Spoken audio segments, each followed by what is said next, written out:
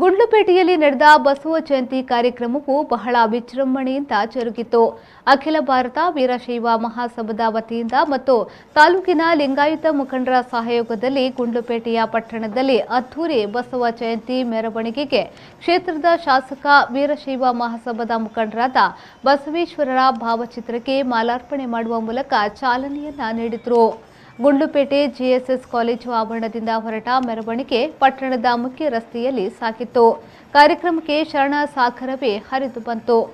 ಮೆರವಣಿಗೆಯಲ್ಲಿ ಕ್ಷೇತ್ರದ ಶಾಸಕ ಸಿಎಸ್ ನಿರಂಜನ್ ಕುಮಾರ್, ವೀರಶೈವ ಮಹಾಸಭಾದ ಜಿಲ್ಲಾಧ್ಯಕ್ಷ ನಂದೀಶ್ ಮೂಡುಪುರ, ತಾಲೂಕು ಅಧ್ಯಕ್ಷ ಎಚ್ಎಸ್ ನಂಜಪ್ಪ, ರೈತ ಸಂಘದ ಜಿಲ್ಲಾ ಸಂಚಾಲಕರಾದ ಕಡಬೂರು ಮಂಜುನಾಥ್ ವಾದ್ಯಕ್ಕೆ ಹೆಜ್ಜೆ ಹಾಕಿದರು. ವೇಣುಗೋಪಾಲ್ ಬೇರಂಬಾಡಿ, ವಿ4 ನ್ಯೂಸ್, ಗುಂಡ್ಲುಪೇಟೆ.